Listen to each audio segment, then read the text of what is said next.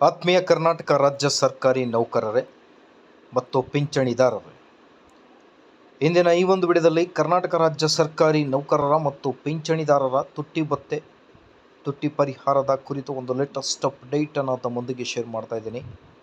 ವಿಡಿಯೋನ ಕೊನೆವರೆಗೂ ವಾಚ್ ಮಾಡಿ ವೀಕ್ಷಕರೇ. ಅದಕ್ಕಿಂತ ಮುಂಚೆ ದಯವಿಟ್ಟು ನಮ್ಮ ಯೂಟ್ಯೂಬ್ ಚಾನಲನ್ನು ಸಬ್ಸ್ಕ್ರೈಬ್ ಮಾಡಿಕೊಳ್ಳಿ. ಅದರ ಜೊತೆಗೆ ಈ ಒಂದು ವಿಡಿಯೋನ ಲೈಕ್ ಮಾಡಿ.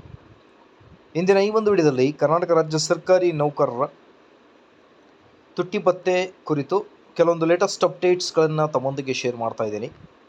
ವೀಕ್ಷಕರೇ, ತಮ್ಗೆ ಗೊತ್ತಿದೆ ಆಲ್ರೆಡಿ ಈಗ DA ಕುರಿತು ಕರ್ನಾಟಕ ರಾಜ್ಯ ಸರ್ಕಾರಿ ನೌಕರರ ಸಂಘದ ರಾಜ್ಯಾಧ್ಯಕ್ಷರಾದ CS ಷಡಾಕ್ಷರಿ ಸರ್ ಅವರು ಕೂಡ ಆರ್ಥಿಕ ಇಲಾಖೆಗೆ ಪತ್ರವನ್ನು ಬರೆದಿದ್ದಾರೆ. ನಮ್ಮ ರಾಜ್ಯ ಸರ್ಕಾರಿ ನೌಕರರು ಕೂಡ ಕೇಂದ್ರದ ಮಾದರಿಯಲ್ಲಿ 2% DAಯನ್ನು ನೀಡಬೇಕು, ಜಾರಿ ಮಾಡಬೇಕು ಅನ್ನೋದ್ರ ಬಗ್ಗೆ. ಹಾಗಾಗಿ ಇನ್ನು ಜನವರಿ 1ರಿಂದ ಪೂರ್ವಾನ್ವಯವಾಗುವಂತೆ ನಮ್ಮ ರಾಜ್ಯ ಸರ್ಕಾರಿ ನೌಕರರಿಗೆ ಸರ್ಕಾರದಿಂದ ಯಾವುದೇ ಅಧಿಕೃತವಾಗಿ ತುಟ್ಟಿ ಭತ್ಯೆ ಕುರಿತು ಆದೇಶ ಇನ್ನೂ ಜಾರಿ ಆಗಿರುವುದಿಲ್ಲ.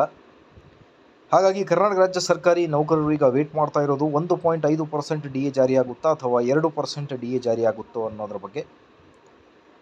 ಅದರ ಜೊತೆಗೆ ರಾಜ್ಯ ಸರ್ಕಾರಿ ನೌಕರರ ಪ್ರಮುಖ ಬೇಡಿಕೆಗಳಲ್ಲಿ ಒಂದಾದ ಹಳೆ ಪಿಂಚಣಿ ಯೋಜನೆಗೋಸ್ಕರ ಕೂಡ ವೇಟ್ ಮಾಡ್ತಾ ಇದ್ದಾರೆ.